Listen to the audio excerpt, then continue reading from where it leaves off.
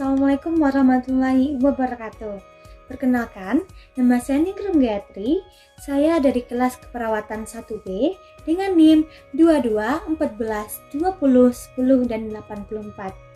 Di sini, saya akan mengerjakan proyek UAS saya, yaitu ilmu biomedik dasar, dimulai dari sistem persyarafan. Sistem persyarafan adalah sistem yang mengatur seluruh pergerakan pada tubuh atau aktivitas tubuh, dimulai dari berjalan, makan, minum, dan lainnya. Sedangkan fungsi dari sistem saraf adalah yang pertama, untuk mengumpulkan informasi dari dalam keluar tubuh, dan selanjutnya mengirim informasi ke otot dan kelenjar otot. Jadi, ada dua jenis sel saraf. Yang pertama ada neuron, yang kedua ada neuroglia. Sedangkan neuroglia ini jumlahnya lebih banyak dibandingkan dengan neuron. Apa sih yang dimaksud dengan neuron? Neuron ini berfungsi untuk mengirimkan sinyal-sinyal.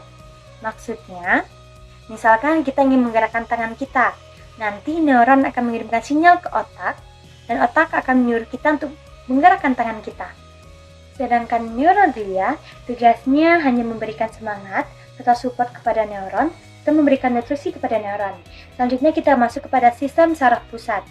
Sistem saraf pusat ini terbagi atas dua, yang pertama otak, dan yang kedua pada sumsum tulang belakang. Kita masuk kepada yang pertama itu ada otak, yang terdiri dari lobus frontal, lobus parietal, lobus temporal, dan lobus occipital. Selanjutnya, sumsum tulang belakang. Sumsum tulang belakang ini, fungsi utamanya adalah transmisi pemasukan rangsangan antara parietal dan otak. Selanjutnya, kita masuk kepada sistem saraf tepi. Sistem saraf tepi ini terbagi atas beberapa bagian. Yang pertama, yaitu sistem saraf somatik. Sistem saraf somatik ini adalah sistem saraf yang mengontrol semua hal yang disadari secara sadar mempengaruhi respon tubuh. Selanjutnya, ada sistem saraf otonom. Sistem saraf ini adalah sistem yang mengontrol aktivitas secara tidak sadar, seperti bernafas atau detak jantung. Sistem saraf otonom ini terbagi menjadi dua, yaitu sistem saraf simpatik, yaitu mengatur perlawanan dalam tubuh. Yang kedua, sistem saraf parasimpatik, yaitu menjaga fungsi tubuh. Baik, selanjutnya kita masuk kepada bagian-bagian penyusun neuron. Yang pertama, ada dendrit, yang tugasnya menerima rangsangan untuk dikirimkan kepada badan sel. Selanjutnya, itu ada badan sel. Badan sel yang fungsinya untuk menerima rangsangan dendrit yang dikirimkan kepada akson. Selanjutnya ada akson yang meneruskan impuls dari badan sel. Dan selanjutnya ada selubung mielin yang melindungi akson dari memberi nutrisi. Selanjutnya ada modus Rancière mempercepat hantaran rangsangan. Dan selanjutnya ada sel Schwann, yaitu penunjang sel saraf berupa lemak. Dan selanjutnya ada sinopsis penghubung antara neuron satu dan yang lainnya. Selanjutnya kita masuk kepada 12 pasang saraf kardinal.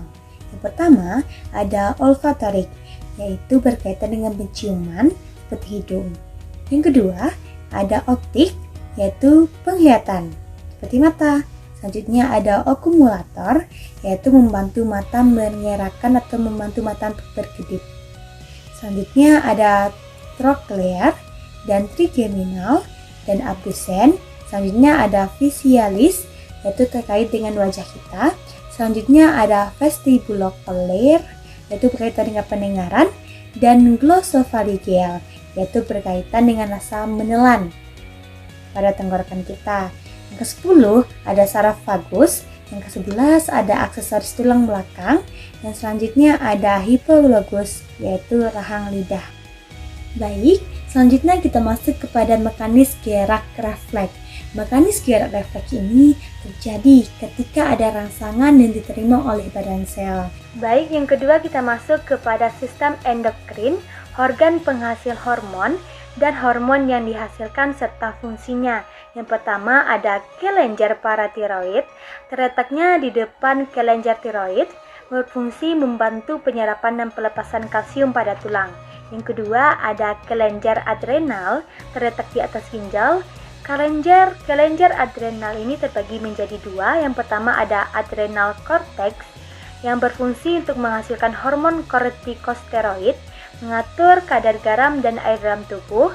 Yang kedua ada adrenal medula, menghasilkan hormon katekolamin, berfungsi untuk merespons stres, mengatur tekanan darah serta detak jantung. Yang ketiga ada kelenjar pankreas, yaitu terletak di belakang abdomen perut, menghasilkan hormon insulin, mengatur kadar gula darah. Selanjutnya ada kelenjar timus, terletak di tulang dada bagian atas, menghasilkan hormon yang berkaitan pada produksi limfosit, fungsinya sebagai benteng terhadap penyakit. Kita masuk kepada kelenjar reproduksi pada pria, yaitu menghasilkan hormon testosteron, yaitu menghasilkan sperma. Yang selanjutnya pada wanita, ovarium menghasilkan hormon estrogen dan progesteron, yaitu berperan dalam pembentukan payudara, mengatur kehamilan, mengatur siklus menstruasi. Ketiga kita masuk kepada alat reproduksi. Alat reproduksi pada pria yang pertama ada penis, yaitu alat kopulasi atau alat untuk memasukkan sperma ke dalam vagina. Yang kedua ada skrotum, melindungi testis. Yang ketiga ada testis sebagai tempat penyimpanan sperma. Yang keempat ada vas deferens, menyimpan spermatozoa sebelum ejakulasi. Yang kelima ada epididymis, tempat pematangan sperma. Yang keenam ada vesikulasi seminalis, menghasilkan caranya pembentukan air mani. Yang ketujuh ada kelenjar prostat, menghasilkan cairan pelindung sperma pada wanita. Selanjutnya alat reproduksi pada wanita. Yang pertama ada vagina, tempat masuknya sperma dan keluarnya bayi. Yang kedua ada ovarium, yaitu penghasil ovum atau sel telur. Yang ketiga ada rahim, tempat berkembangnya janin.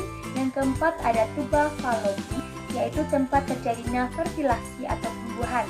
Yang kelima ada cervix, yaitu memproduksi lembir. Yang keempat kita masuk kepada sistem perkemihan. Sistem perkemihan ini terbagi menjadi 4. Yang pertama ginjal, yang kedua ureter, yang ketiga kandung kemih, yang keempat ada uretra. Ginjal berjumlah 2 buah, masing-masing ada di kedua sisi belakang perut, tepatnya di bawah tulang rusuk. Setiap ginjal kira-kira sebesar kepala tangan. Sedangkan ureter berupa tabung tipis di dalam panggul untuk membawa urin dari ginjal ke kandung kemih. Sedangkan kandung kemih ini berbentuk seperti kantong dan terbuat dari otot serta mengembang saat terisi. Selanjutnya ada uretra. Uretra ini berbentuk seperti tabung yang membawa urin dari kandung kemih ke luar tubuh. Yang kelima kita masuk kepada sistem pernafasan. Sistem pernafasan atau sistem respirasi adalah suatu proses mulai dari pengambilan oksigen dan pengeluaran karbohidrat hingga penggunaan energi di dalam tubuh. Manusia bernafas menghirup oksigen dalam udara yang bebas dan membuang karbon dioksida ke lingkungan. Respirasi ini terbagi menjadi 2 bagian. Yang pertama ada respirasi luar dan respirasi dalam. Respirasi luar ini merupakan pertukaran antara O2 dan CO2 melalui darah dan udara. Sedangkan respirasi dalam ini merupakan pertukaran O2 dan CO2 dari aliran ke seluruh sel-sel yang ada dalam tubuh. Kita masuk kepada anatomi pernafasan. Yang pertama ada hidung, yang kedua ada alat penghidu. Alat penghidu ini terbagi menjadi 3 jenis sel. Yang pertama ada penyokong, yang kedua ada sel basal, dan yang ketiga ada sel olfaktoris. Selanjutnya yaitu ada faring. Faring ini terbagi menjadi 3 rongga. Yang pertama ada nasofaring, yang kedua ada orofaring, yang ketiga ada laryngofaring. Yang kelima yaitu laring. Laring ini adalah organ berongga dengan panjang 42 mm dan diameter 40 mm.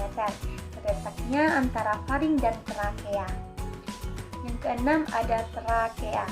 Trakea ini tersusun atas 16 sampai 20 cincin tulang rawan. Celah diantaranya dilapisi oleh jaringan ikat fibroelastik. Struktur trakea terdiri dari yaitu tulang rawan, mukosa, epitel bersilia, jaringan limforoid, dan kelenjar. Ketujuh ada bronkiolus. Cabang ke-12 sampai 15 bronkus tidak mengandung lempeng tulang rawan, tidak mengandung kelenjar submukosa, otot polos bercampur dengan jaringan isap longgar. Fungsi dari organ pernafasan adalah sebagai tempat pertukaran oksigen dan karbon dioksida.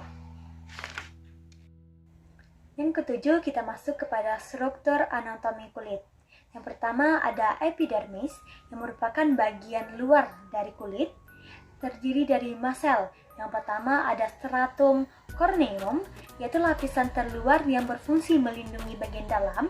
Yang kedua ada stratum lucidum, berada di bawah stratum corneum, berfungsi melindungi bagian dalam yang hanya terlihat di telapak tangan.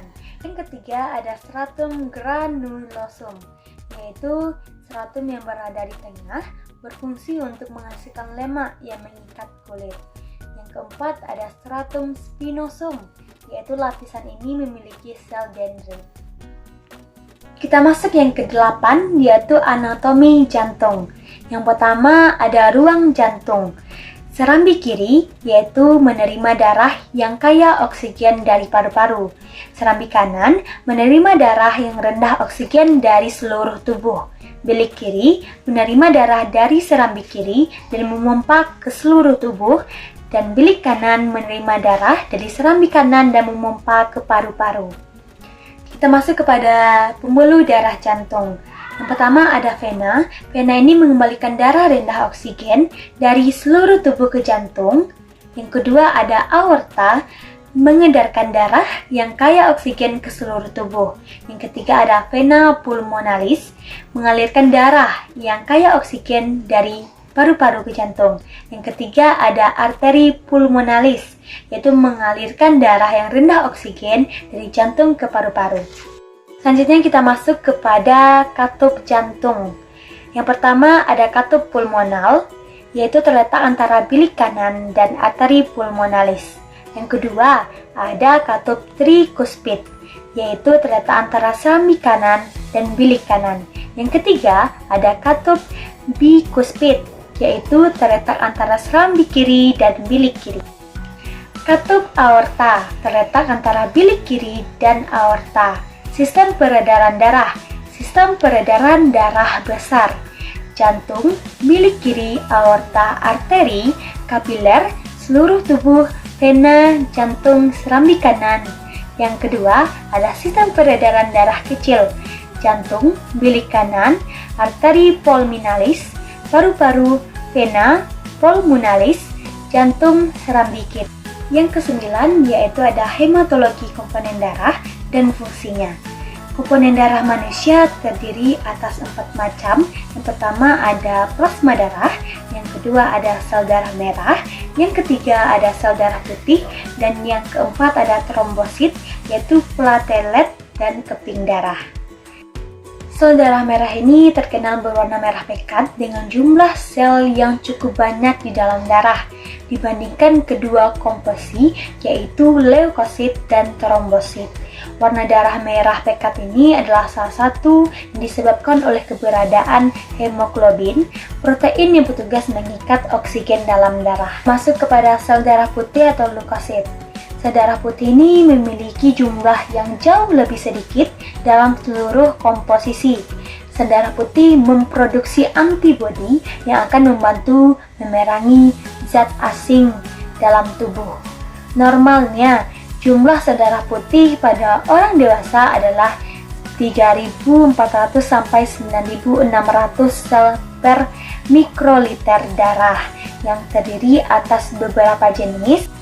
Yang pertama ada limfosit, yaitu 50-60%. Yang kedua ada limfosit, yaitu 20-40%. Yang ketiga ada monosit, 2-9%. Yang keempat ada eosinofil, yaitu 1-4%. Yang kelima ada basofil, 0,5-2%. Yang ketiga kita masuk kepada trombosit, keping darah atau platelet. Trombosit ini memiliki peran penting dalam proses pembekuan darah atau koagulasi saat tubuh kita terluka. Jumlah trombosit normal di dalam darah yaitu antara 150 sampai 400 trombosit per mikroliter darah.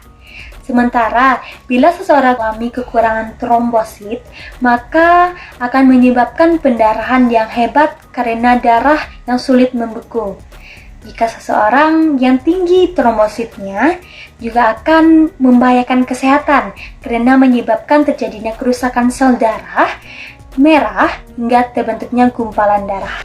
Tugas utama plasma darah adalah mengangkut sel-sel darah untuk kemudian diedarkan ke seluruh tubuh bersama dengan nutrisi, hasil limbah tubuh, antibodi, protein, pembekuan atau faktor koagulasi. Oke, kita masuk ke yang nomor 10, yaitu tentang anatomi sistem pencernaan. Yang pertama dimulai dari mulut.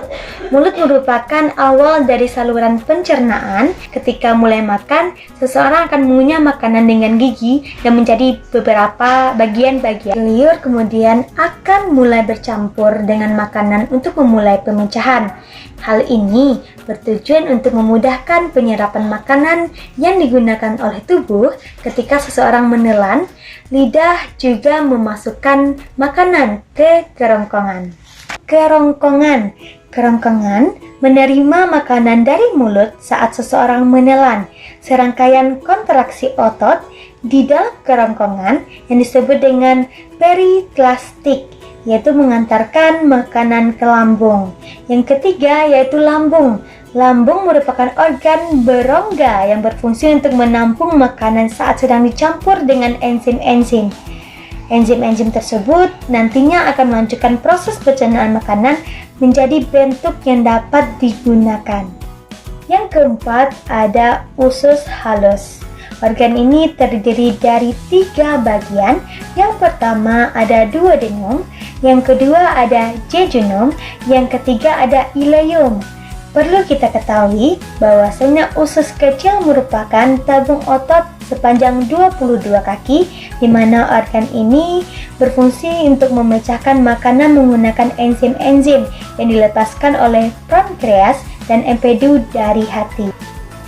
Yang kelima ada pankreas.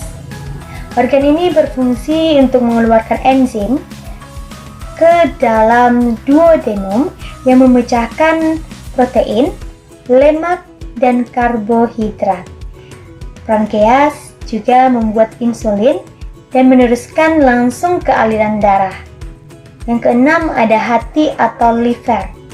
Hati memiliki banyak fungsi, tetapi tugas utama dalam sistem pencernaan adalah memproses nutrisi yang diserap usus kecil. Yang ketujuh ada kantong empedu. Kantong empedu menyimpan dan mengkonsentrasikan empedu dari hati, kemudian melepaskannya ke duodenum di usus kecil untuk membantu penyerapan dan melancarkan pencernaan lemak. Yang kedelapan, usus besar. Usus besar bertanggung jawab untuk memproses limbah sehingga mengosongkan usus tubuh.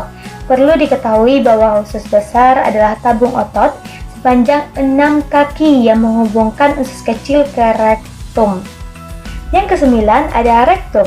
Rektum merupakan bagian tubuh yang memiliki berbagai fungsi, mulai dari menerima feses dari usus besar, memberitahukan bahwa ada feses yang harus dikeluarkan dan menahan feses sampai terjadi evakuasi.